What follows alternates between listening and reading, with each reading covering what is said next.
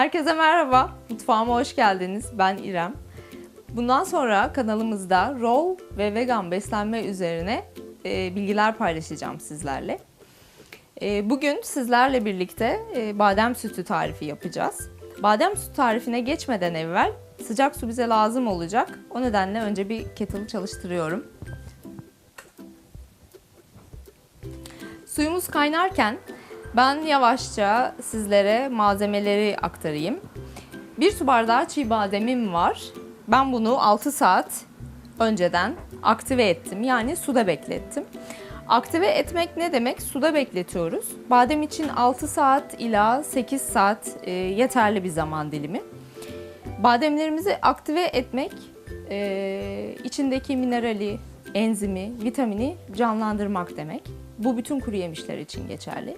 Ayrıca bazı baklagil, tahıl ve kuru yemişlerde özellikle bulunan fosforun depolanmış şekli olan fitik asitten de arındırmış oluyoruz. Çünkü fitik asit bizler için yararlı olan bir madde değil. Neden değil?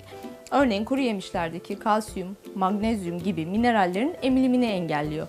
Bu nedenle önemli. Yani sizler süt vesaire herhangi bir şey yapmadan da kuru yemiş tüketecekseniz, ki bunu zaten çiğden tüketmenizi tavsiye ederim. Yine de kaju kullanıyorsanız 4 saat kadar, işte badem kullanıyorsanız 6 saat kadar, ceviz kullanıyorsanız yine 4 saat kadar aktive ettikten sonra tüketmeniz maksimum fayda sağlayacaktır. Tarifimize geçecek olursak eğer, bademlerimizi beklettiğim bu suyu süzüyorum. Kettle'da kaynatmış olduğum sıcak suyumu alacağım. Hemen kaynar kaynamaz kullanmıyoruz. Bir 10-15 dakika kadar bekletmeye özen gösteriyoruz. Evet, bu arada suyumuz 10-15 dakika kadar bekledi ve yaklaşık 70-80 dereceye geldi. Bu arada badem sütünü bugün hurma ve vanilya ekstrat ile tatlandırmak istiyorum ben. Onları unutmuştum. Malzemeye şu an ilave ettim. Şimdi sıcak suyumu bademin üzerine, bademleri geçecek şekilde ilave ediyorum. 2 dakika kadar bekletiyorum. Evet, şimdi bademlerimizin kabuklarını soyacağız. Çok kolay bir şekilde ayrıldığını siz de göreceksiniz zaten. Bu arada kısa bir bilgi paylaşmak istiyorum sizlerle. Bademlerinizi arzu ederseniz kabuklu bir şekilde kullanabilirsiniz. Arzu ederseniz de benim şu an yaptığım gibi kabuksuz bir şekilde. Kabuklu olarak süt yaptığınızda biraz daha tadı buruk, biraz daha kirli beyaz renginde bir süt elde etmiş oluyorsunuz. Kabuksuz olarak yaptığımızda ise biraz daha fresh, sade ve bembeyaz bir süt ortaya çıkıyor. Ben bu halinden daha çok hoşlanıyorum. Bu biraz sizin damak tadınızla bağlantılı. Ama her iki şekilde de yapabilir, tercih edebilirsiniz.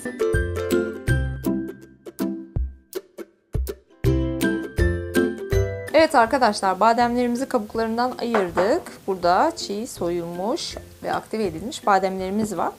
Şimdi blenderımıza alacağız. Blenderımızı sizler daha rahat görebilin diye ben yakınlaştırmak istiyorum.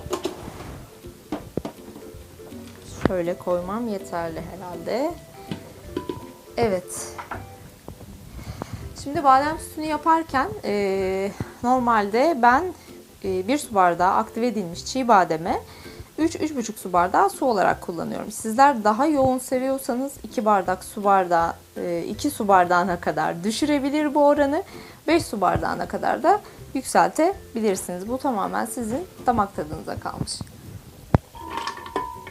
Bademlerimi blenderıma alıyorum. Ve suyumu ilave edeceğim.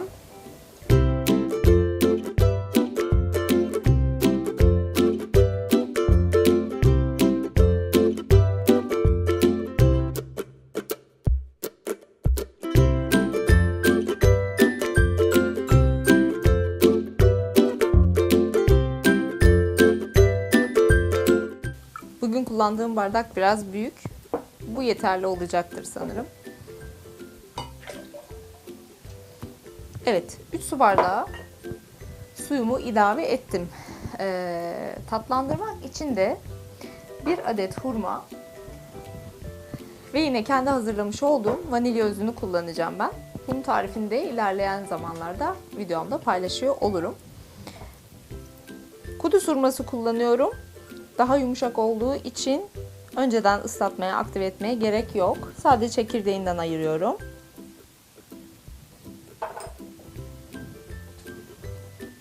Ve birkaç damla kadar vanilya özü kullanacağım.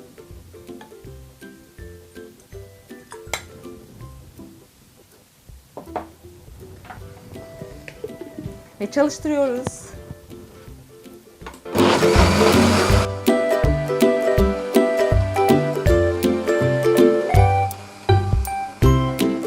Evet, 2 dakika kadar blend ettiğimiz bademlerimiz badem sütü olarak hazır.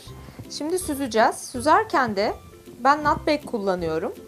Temiz bir tülbent ile de bu işlemi yapabilirsiniz. Zaten nutmeg dediğimiz olay da tülbent tekstilinden etrafı dikilmiş bir torba. Başka bir esprisi yok.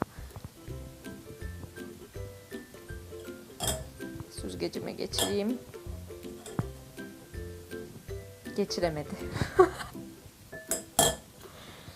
Evet.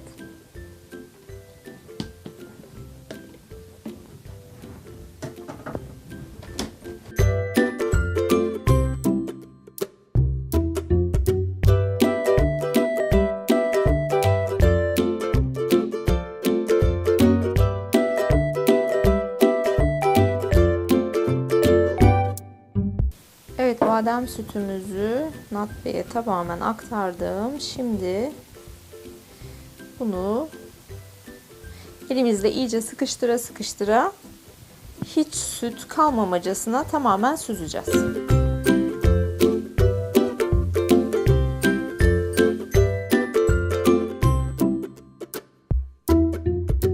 Evet, tamamen badem sütümüzü süzmüş olduk. Nutmeg'in içinde bademin posası kaldı. Bunu kesinlikle atmıyoruz. Bir sonraki videomuzda nerelerde kullanacağımızı sizlere anlatıyor olacağım.